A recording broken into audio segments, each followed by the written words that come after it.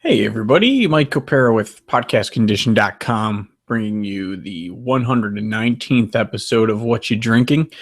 I am currently by myself. I think Skylar's going to be joining me shortly, but thought I'd get this show started since we're a few minutes behind already. Already got my beer poured.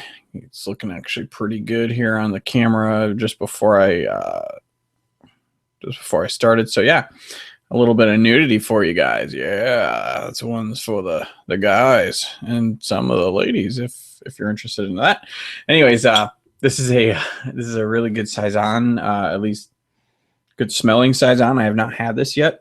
I'm probably gonna have to re-explain this to Skylar when he jumps on. He's restarting his computer, but this is from Almanac. This is Saison Dolores, which is kind of nice. That's actually it was my grandmother's name. So yeah, it's a great looking beer. I've been into the Saisons these days lately anyways. So this is one I'm kind of glad that we landed on for the style last week. Again, smelling really good. These are, if for anyone not familiar with the style, a Saison is like a farmhouse ale. It's not like your typical hoppy or style of beers that you would find popular these days, like IPAs and pale ales and things like that. There's definitely some hop, used in making the style, but it's more of a yeast driven beer.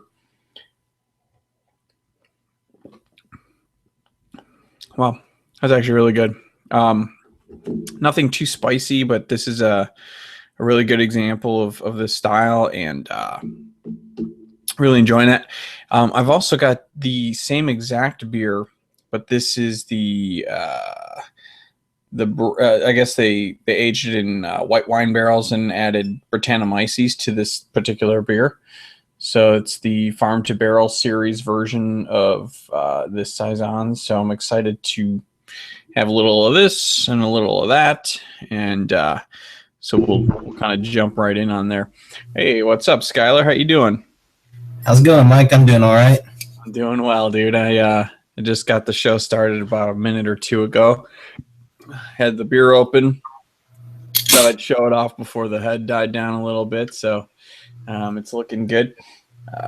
Did you end up having a Saison on hand, or were you able to... I saw the show.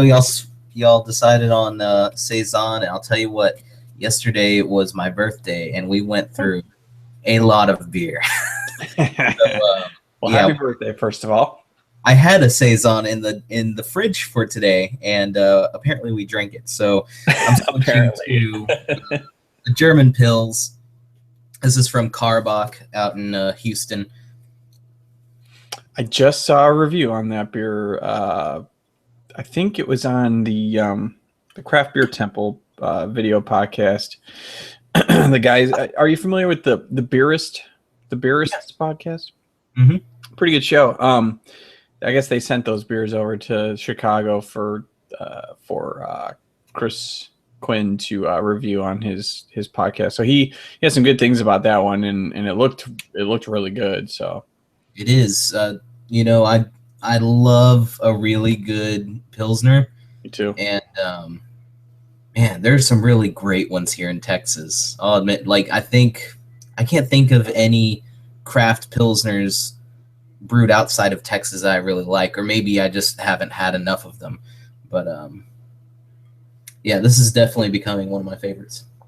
Yeah, there's some good ones out there. I like Mama's Little Yellow Pills out of Denver. That one is a good one. What's the other one? Even like the Pivo Pills from Firestone Walker is pretty good. It's on the hoppier side, but it's still a pretty good Pilsner. But it was funny. I was just saying that very thing at the store that I bought my beers for tonight's show. I said, yeah, I love hoppy beers. Don't get me wrong. And my wife that's her favorite style and all, and she's pretty open to other styles as well. But I've been more into like the lighter bodied either Pilsners or like the Saisons. I had Dude, I had this collaborative from Hill Farmstead and some Belgian brewery. I'm probably going to butcher the name because I don't know how to pronounce with an accent. What was it called?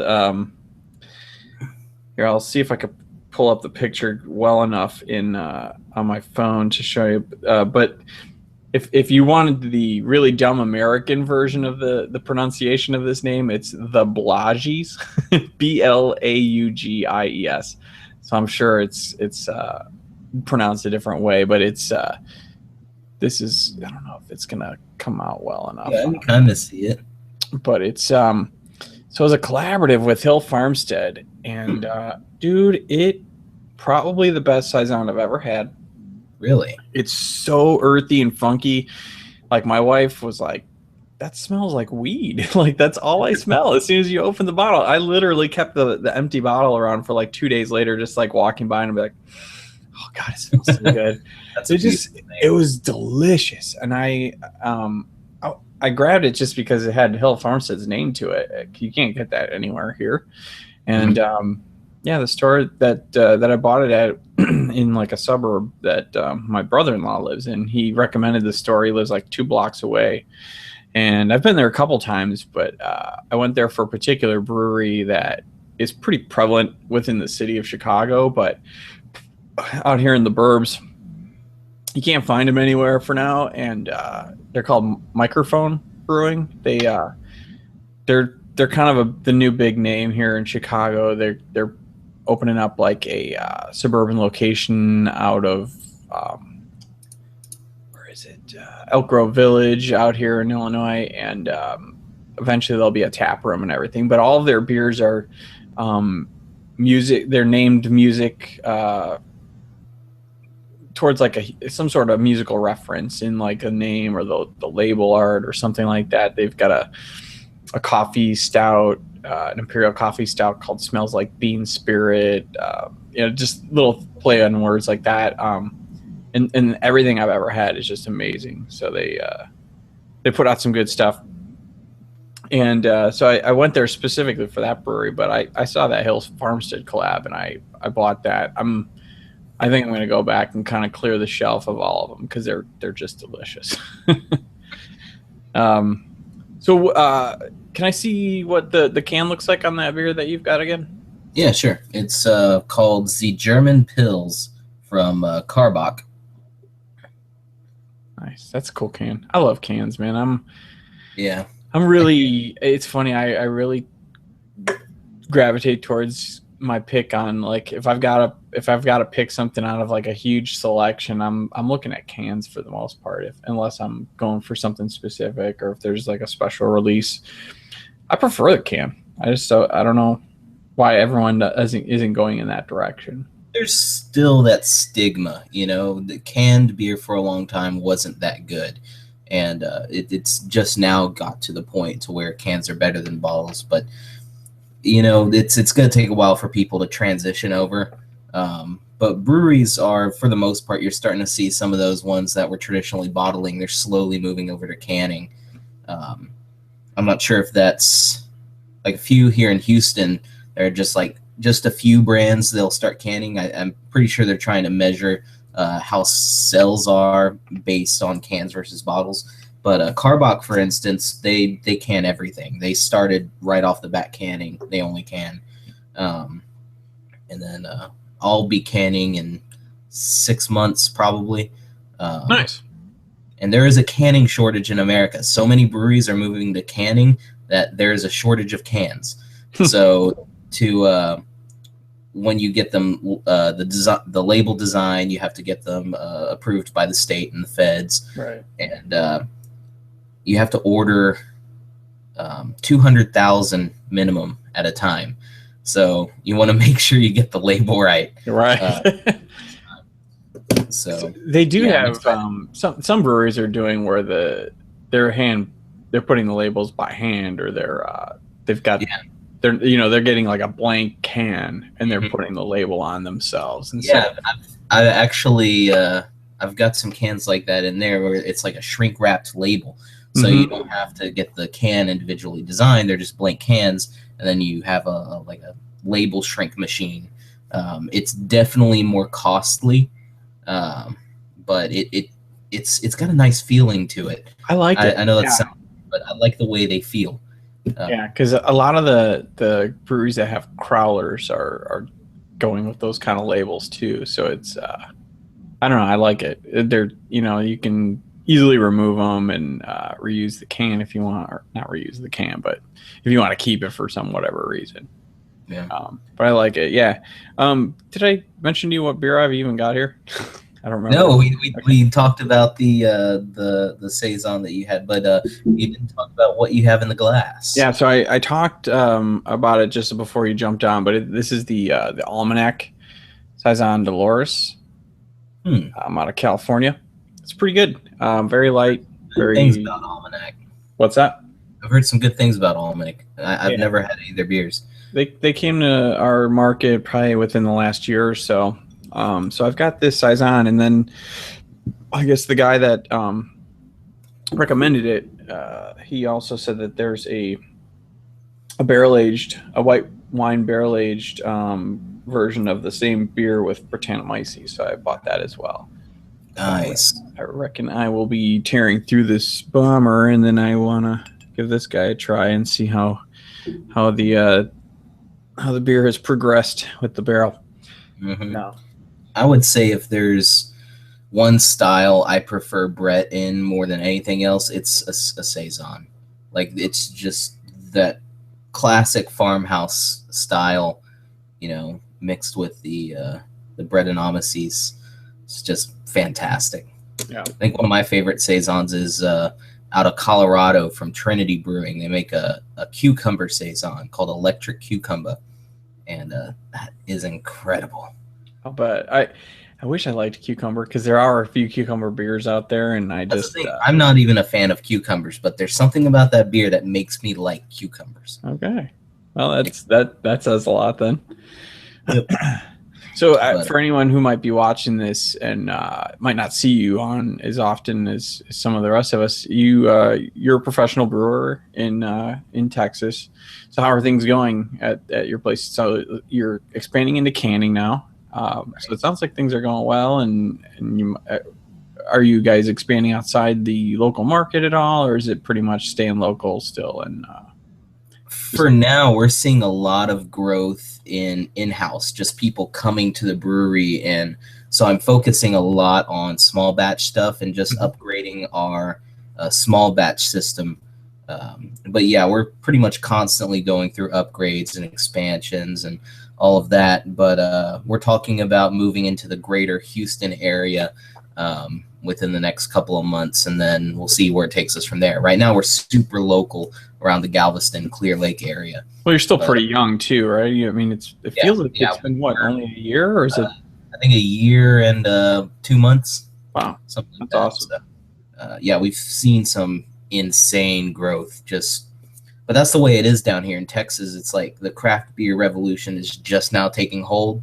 It's very young here in Texas, so we are seeing constant new breweries popping up and all of that, and it's really good to see. And we're seeing our craft beer selection just expanding every single day, not only from breweries in Texas, but breweries outside of Texas who have decided that we are a very good market.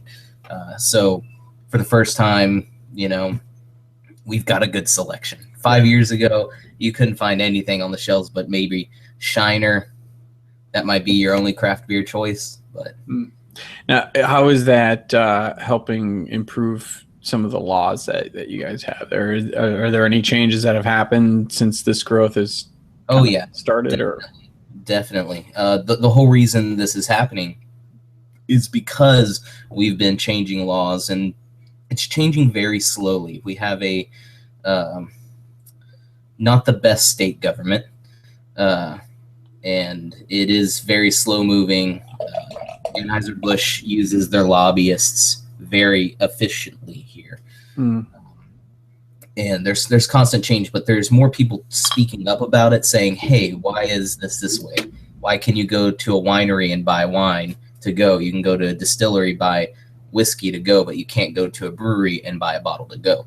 Is that right? You can go to a distillery and buy whiskey. Oh yeah. So. Yep. You can buy whiskey and take it out, but not beer. I said, yeah. The pours pretty nice there. Yeah, that's a nice color too. Yeah.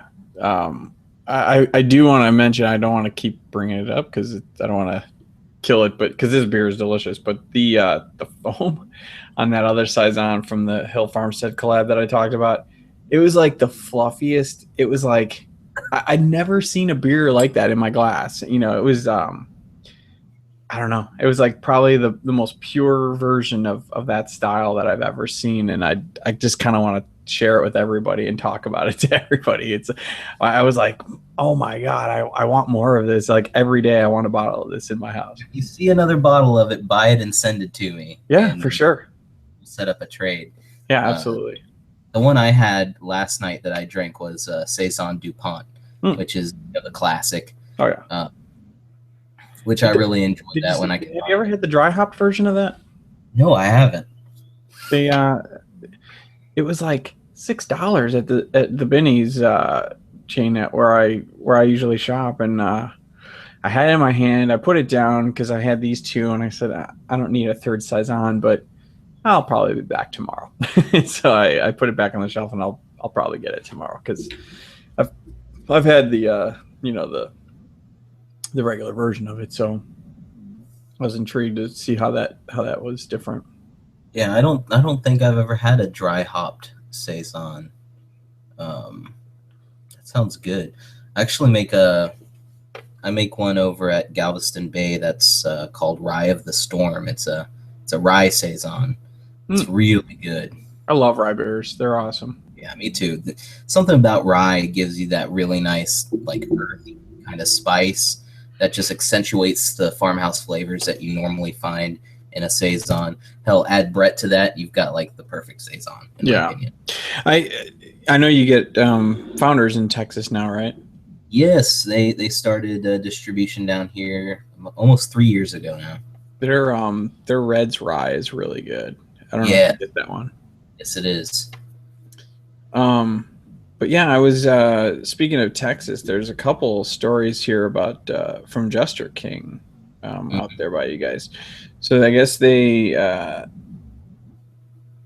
first of all, they've got one of their the barrel program head. Her name's Adrienne Ballou. Yeah, she ended up leaving to do some wine business in Australia. Yeah. From what I understand, she'll be there for, I think, a few seasons, and then she's coming back to manage a vineyard here in Texas that I think Jester King wants to utilize. So that's a nice little joint effort. If you're gonna need a lot of barrels, that's someone to have in your back pocket. And Adrienne is incredible at what she does. In terms of, barrel aging beer is one thing, like fermenting in barrel is another, and then blending all those batches together to create a cohesive flavor is just, it's one of those things that makes Jester King special, in my opinion. Yeah. I'm sure the other bit of news you have is about their spontaneous fermentation. Yep, that's the other one. Yep. That's exciting sounding. I'll tell you what, if I get another bottle of that Hill Farmstead, you grab me one of these if you can get your hands on one. You got it, man. That sounds like an even trade to me. So I guess talking about that for years. What? Oh, have they? Oh yeah, they've been. I mean, it's literally been 3 years since they even started fermentation on that. Yeah, because they did it in 2013. In that winter, they did the winter of 2014, and they did just this past winter in 15. So they're gonna blend them.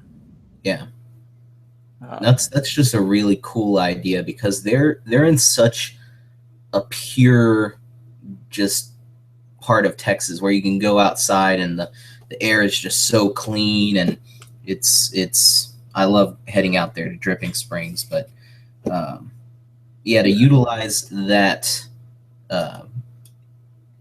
kind of condition, have that kind of weather and microbiology going on. And then It's something that will never ever be duplicated again. yeah, exactly. Like, How do you it's just going to be the most unique beer possible. and their latest cool ship they installed is in their barrel aging room, and it's up high, and they built a wooden frame on the roof so that as the beer cools or as the wort cools, it just evaporates, gets caught in the wood, and then condensates and drips back down. So you're getting the character of the brewery itself. Oh my god, that sounds awesome. So you've been there more than once, or just the one time? Probably 12 or 13 times. Oh wow. Okay. How far are you from it? About 3.5 hours. Okay. So apparently it's worth the trip. So so I've seen a video. I've been on the phone while you're talking. I was totally listening. I don't want to seem rude, but the reason I was doing it was because there was a video that I remember watching on a YouTube channel called The Beer Diaries. And there's a video probably like posted a month ago called the Jester King Brewery 2.0. And they do a great, like, they show a lot of different parts of the tap room and the brewery itself. And they interview a couple of the brewers and a couple of the guys that it's funny because I recognize them. Because I used to buy beer from them at they used to work at a liquor store in Chicago. Yeah, and I totally recognize the guys. I mean, I never, I knew it, and I just never, I never remembered their faces until I saw the video, and I was like, oh my god, I know exactly who left the West Lakeview liquor store just to go out there and start their brewery in Texas. So it's a great video. So obviously you've been there and you've probably got a better experience with your own eyes, but for anyone who hasn't, I'll still check it out. Yeah, it's a good video. It's a little over 7 minutes long, and it's really well done. So, but yeah, that's exciting. That's something that nobody really has, done. Sorry, my computer thinks I'm going to let it restart itself, so let me cancel that. Out of nowhere, it's like, hey, for this update, let's restart your computer right in the middle of the show. No, yeah, thank you. Yeah, it's crazy. The reason, because I was asking you a little bit ago if you guys were expanding outside your area, there's a lot of breweries that are like doing what they can now to keep their growth going without having to either sell out or partner up with any other bigger conglomerates to help expand and everything. But like we talked about it last week. I don't know if you remember the brewery I'm always raving about. It's probably one of my favorite breweries outside of Illinois, in Michigan. It's called Shorts Brewing. Yeah, Shorts. So they've been on a campaign of Michigan forever, Michigan only for like. And then they decided to expand across state, right? Yeah, they're coming to Chicago at the beginning of next month. I couldn't be happier. I'm a little torn about it because, well, I mean, I don't think it's ever anything I've ever talked about on the show, but my wife and I plan on moving to that area, to be up there. I've been going there for about 5 or 6 years now. I introduced my wife to Shorts like a little bit into us even dating, and I talked to her and saying, hey, let's go up here and do something beer wise. We would love to start a business in some way there. And so we just love going up there. We're going to be up there next month just to kind of hang out, bring the new little baby up there to spend her first weekend in Bel Air and have a little time at the pub and just enjoy the area. It's gorgeous up there, wintertime or summertime. There's like a mountain there where there's like a ski lodge and everything for the wintertime, and in summertime it's just gorgeous. There's a lot of nature trails, a lot of cool lakes. There's one of the lakes is probably rated as one of the best in the country. Actually, that's like the cleanest lake in the country. Um, so so I'm a little torn because now there's going to be a lot more people that know about shorts and they're going to want to venture up there. But it's not going to be our special little place as much as it was. Yeah, but that happens. It seems like everyone's expanding, and especially when you've been in one area for such a long time and you're just making profit, and you can afford to do that. I mean, it's not like the state is saturated. There's a lot of areas that they still have to, that people have never even heard of shorts before. But for the amount of growth that they've been doing year after year, they want to be able to sustain that because they've got a lot more employees now than they ever have. And if they're not growing as much as they were, it's hard to keep those people on board. So I get what they're doing, and rather than sell out to AB InBev or somebody else, that's the choice that they made. So I get it. I'm excited because I get to have a Huma whenever I want now. Yeah, Huma Lupalicious is their flagship IPA. There's the Space Rock is their new pale ale that they've been doing for the last couple of years. That's the beer that I actually texted you about. You were asking on Google Plus at one point about a gluten-free beer. Mm-hmm. And the Space Rock is probably my new favorite beer from them. It's like the dankest thing I've ever smelled. The label on the beer, first of all, it's gluten free. There's some sort of I forget the additive that they put in there to, and I forget what the initial reason is for it. I remember I looked it up and I texted you the description of it a little bit, but it's been a while since I looked it up. But there's something in it that is a natural. It naturally makes the beer gluten free for somehow. Yeah, I've actually done research into that additive. It's from White Labs. What is it called? Like Firmiclear or something. It's basically used as a fining agent, which helps particles just kind of drop out of the solution. Oh yeah, it clarifies the beer, right? Right. Clarifies it to an extent, and apparently it was so effective that it actually dropped the gluten itself out of the beer. So it's not completely gluten-free, but it's gluten-reduced. I know that's what Stone uses in their delicious IPA. So that's one of the things I was thinking about using. But, reduced gluten isn't gluten-free.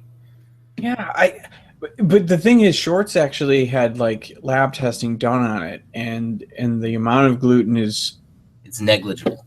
It's like it's barely existent. I forget what exactly they say. There's actually a podcast episode where they go into it really, really in depth, because they have their own podcast, which I think is a great idea for a brewery to do.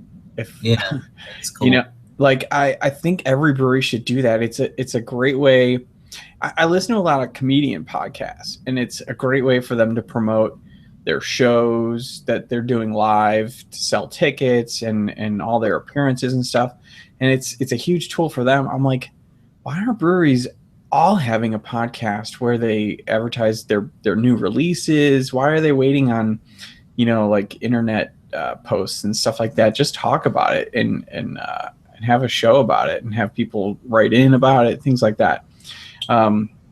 So Shorts has been doing that for a while now, and it's a great show. I listen to it every week whenever they put out a new episode, and I'm very curious because I've been listening to the last few episodes. I've been a little behind when the baby arrived and the holidays were around. I was not working for like 2 weeks, so I didn't get to listen to the podcast, but I'm finally caught up, and like literally the episode that I last listened to was released like 2 days before they announced that they're expanding outside of Michigan, and they were like, we're never moving outside of Michigan. We're Michigan forever, and this is our stance. And I was like, oh my god, this was like recorded like 2 days before they announced it. I was like, why would they let them do that? On face. Yeah, I know it's funny, but yeah, I don't know. So, anyways, that beer Space Rock is another beer that just the label says something like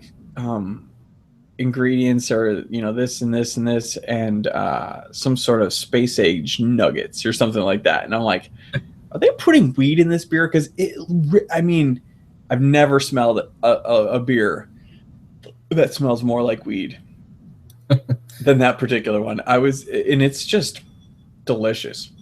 Mm-hmm. So I'll have to share that with you once they start shipping some of that out here. But they also have a side company where they do just ciders called Star Cut. Mm-hmm. So they're releasing those into Chicago as well. So I'm not a big cider person, but everything I've heard from them talking about on their podcast about it, there's a lot of very almost like if you're into sours or if you're into very dry wines or something like that, but like sour beers and saisons and things like that, these ciders that they're putting out are supposed to be pretty comparable. So I'm kind of excited to give those a try as well. So the other big news in beer, Victory and Southern Tier, they have created. I'm not even sure.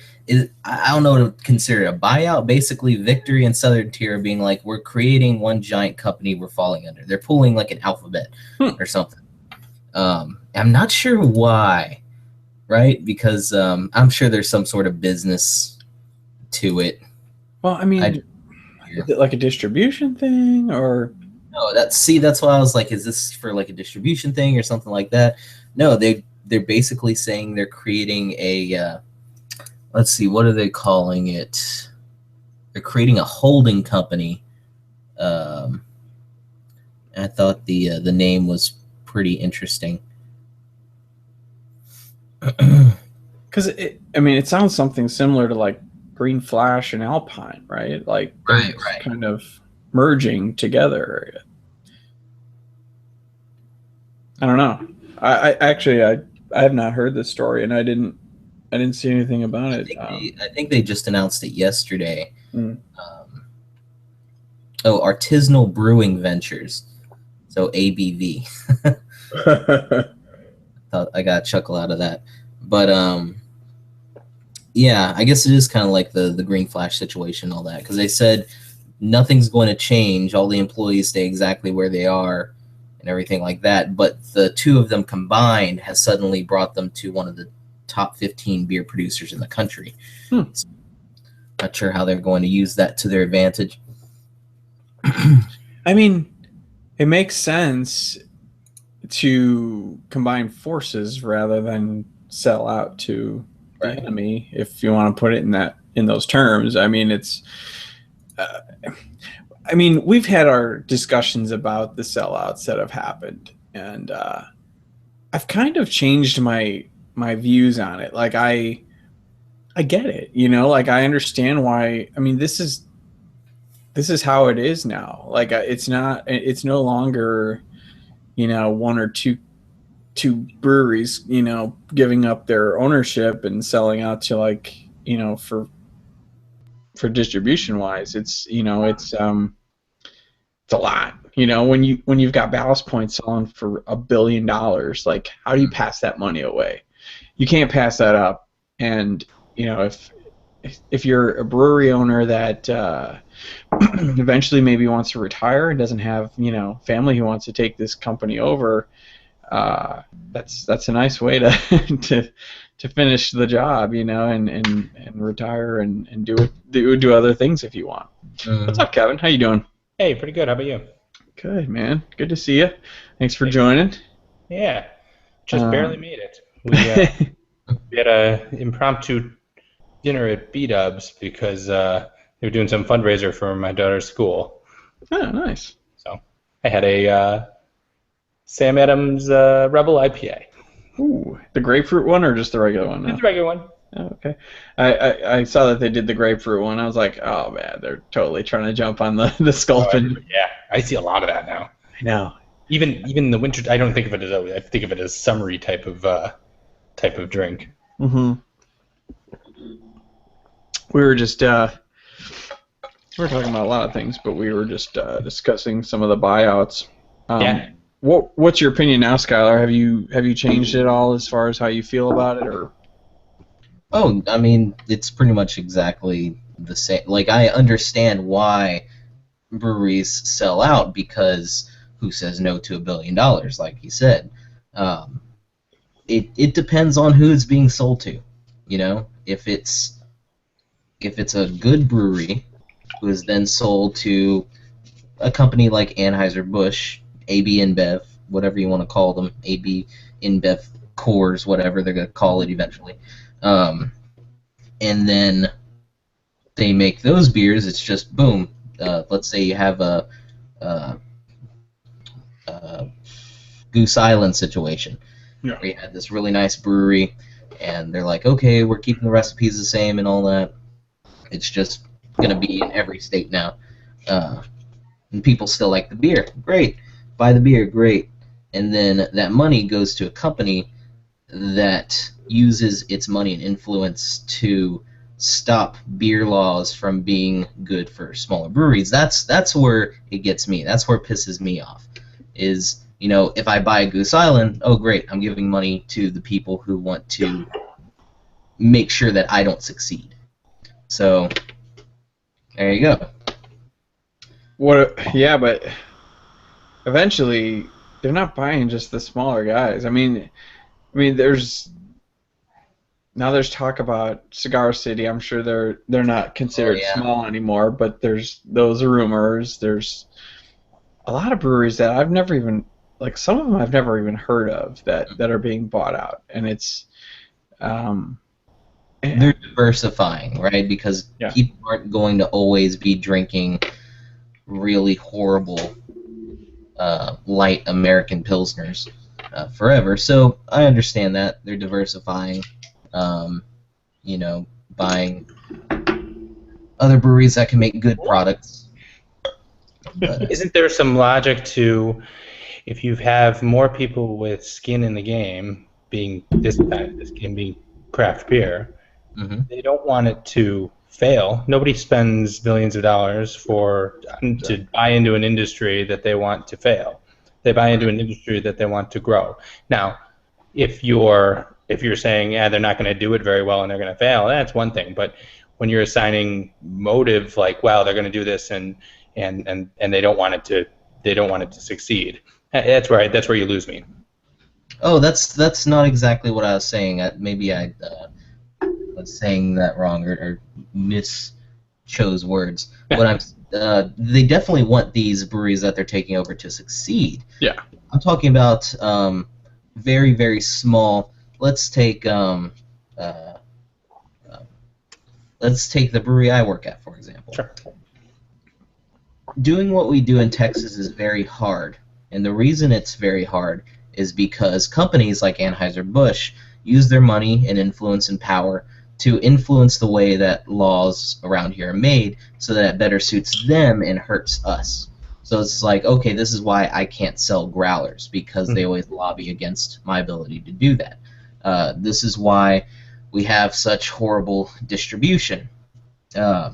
So if I buy a Goose Island, tasty drink made by good people, I'm sure, but that money is going to a company that will fund not letting anyone. So if I'm not being bought by AB InBev, what's in it for me? Nothing. Well, let's say they bought a smaller brewery in Texas, like let's say Jester King. Let's say they bought Jester King. That's never gonna happen. Right. Let's not say never, but like it's highly unlikely. But they're probably one of the.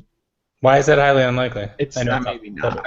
Maybe it's not. I don't know. Oh, okay. I guess it's probably not. But let's say that happened. I don't think they would.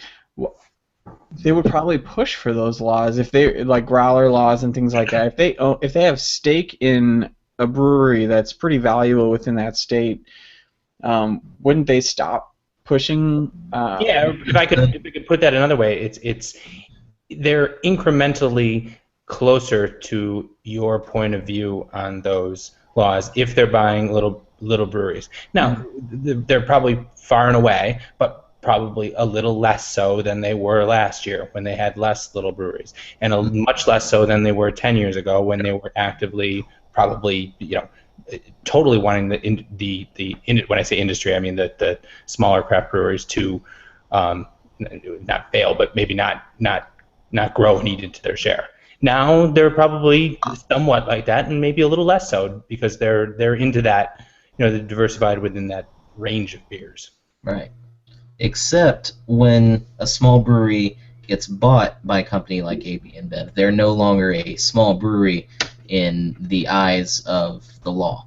They are part of this big corporation who the laws are much kinder to. So they wouldn't have really any reason to be like, oh, wow, we should stop lobbying against these laws that we've been lobbying against forever just because we own a craft brewery, because those laws no longer apply to that brewery. So and this is my ignorance, if they were to swoop in and buy the brewery that you're at, for example, what laws suddenly wouldn't apply? Well, that's a hot injection of money right there. The rules that wouldn't apply, there are many, and I'm not a lawyer. No. In Texas, if you want a brewery, you better have some lawyers. That probably goes for most businesses. Yeah. That's true.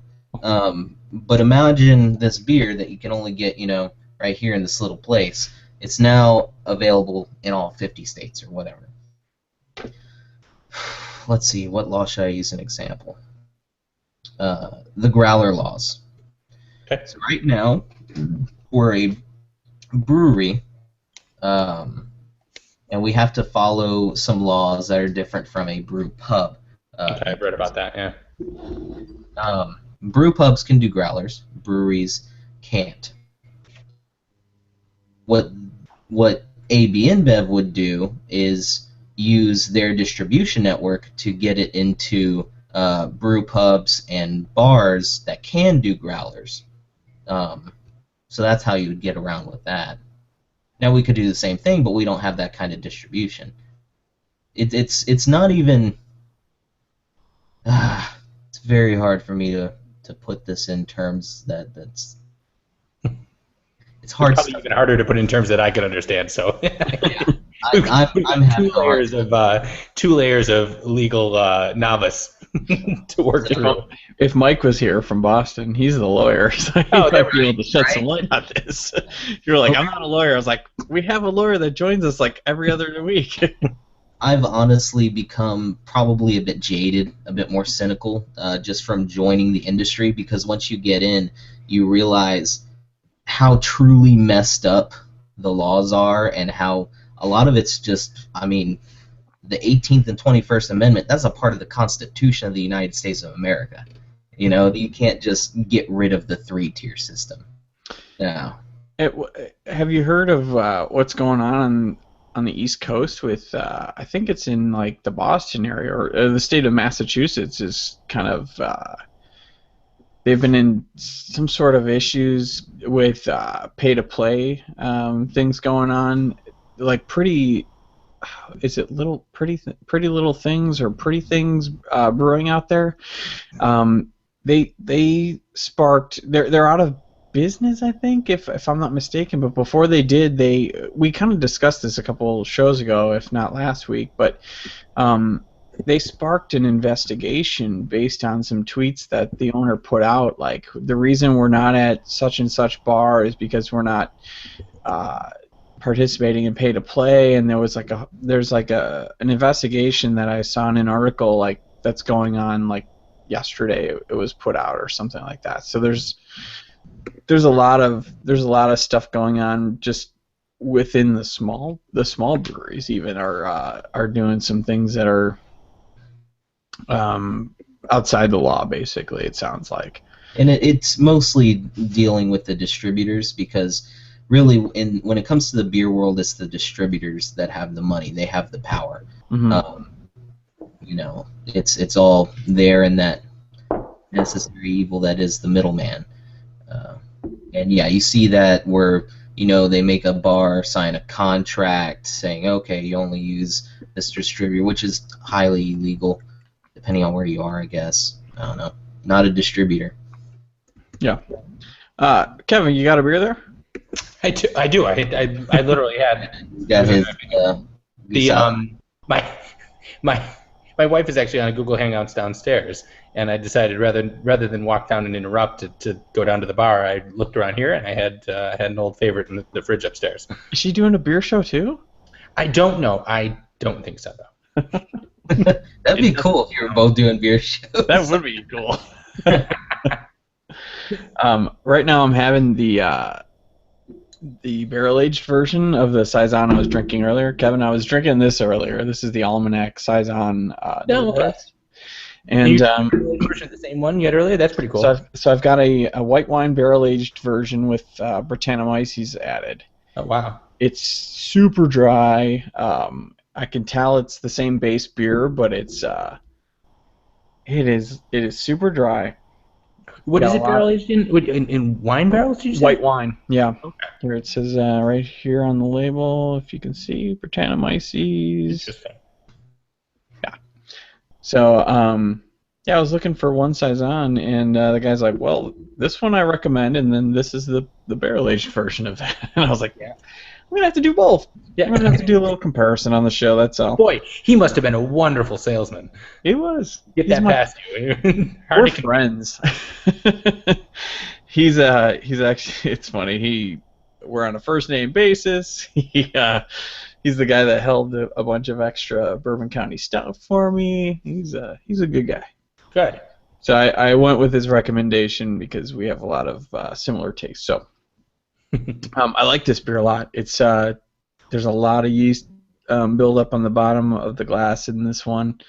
The head was much fluffier. When I first poured this thing, it was first of all the bottle started gushing. I don't know if that was noticed while I was opening up the thing, but it started just foaming out on me, and I had to grab a towel really quick. So it was definitely some difference in the two. Have you had much from Almac? I've only had one of their beers before. No. And they've been available around here for, 6-7 months, if not. Is that what it's been? I thought, my Erin got me a bottle. She always gets me a couple random, bombers from Binny's that she just picks up as a Christmas gift. And one of them was Almanac. And I had seen the label before, but didn't realize it was available around here. Mm-hmm. So it is new. That basically confirms my... Yeah, it hasn't. I wouldn't say it's been more than a year, if it's been a year at all. So, I haven't had much. They have a lot of barrel aged stuff. There's a series that looks like this. It's funny. I wouldn't have recognized that immediately as Almanac because they know they're the label like the other bottle you have is the one I recognize. Yeah, it's they've got an IPA in this style font, and I forget what other styles too. But yeah, the guy is always recommending them, and I look at them and they look great. I've never jumped on it, and I said we have the style going on tonight, so let's do a Saison. I didn't get a chance to look. I've been off the show for a few weeks. I didn't get a chance to look at what the beer was before I had a chance to get something cold. Yeah, I tried posting it this morning to see if you'd. Do you guys get an email when I send that out? You know what? I saw it popped up as a Google Plus reminder on my phone, but I was already at work and I just got home from work 20 minutes or an hour ago. Yeah, my only chance to go to Binny's is on my lunch break while I'm at work, so I decided. Actually, we decided without even spinning the wheel. Oh yeah. Yeah, I couldn't find the iPad, so. I haven't seen the iPad since you had Maddie. Well, we have a new sound machine, so the iPad's back. It's right here in front of me. Yeah, look at that. I got my toys back. And it was funny because like nobody that was on the show that helped decide on the style last week is here, but that's okay. We got some good stuff on here still though. But yeah, it's been a while since we've seen you, Kev. So we were just talking not too long ago about the shorts expansion into Illinois. I don't know if you've heard about that. No, I didn't know that. Oh, that's cool. Yeah, as of the first week of March, they're supposed to have not only some of their flagships. We're gonna have the Soft Parade, the Hoomalopalicious, and the Space Rock, along with one rotating seasonal starting with the Controversial, which is amazing. Cool. If you've never had that one. So yeah, starting early March, they're gonna have those beers, and then their shoot-off company, which is like a cider company called Starcut. Yeah. They're gonna be releasing a couple of their ciders last week of February. Exciting to get the Hoomalopalicious in town. But it's to start drinking more. That's your issue. Looks like Dan has joined us. I don't know if his microphone's working. Well, he usually has microphone problems, so I only assume that's what's going on. We can see him. We can see his mouth moving. Oh, the microphone's on, off. There we go. Was that what that microphone? Was the microphone coming out? Yeah, he's muting and unmuting himself. He can hear us. I can tell. Yeah. I can tell he hears us. See the wheel as it spins. Yeah. So now's the time to make fun of Dan, because he can't say anything back. We should probably figure out a style anyways by this point in the show. We're getting close to the end. So we've got the wheel. I'll go ahead and give it a spin. I don't know if you've got the sound effects up for your side, Skylar. I've been usually taking care of that lately in your absence, but I'm going to let you get that loaded up. Let me know. Oh, look at that. Yep. He's got it up. Added Google effects. All right, here we go. Ready? Drum roll, please.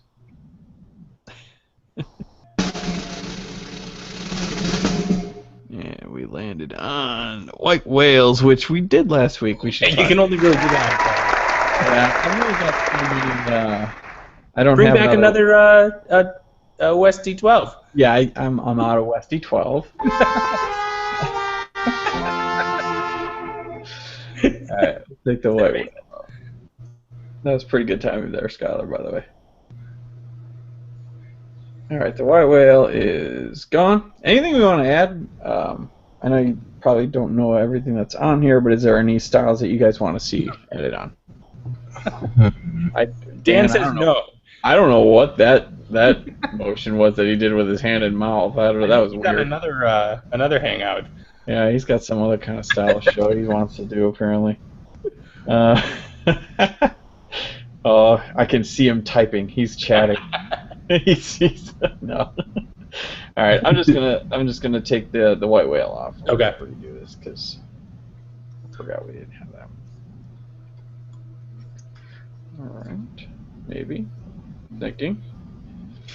All right, here we go. Another spin. You got a new app?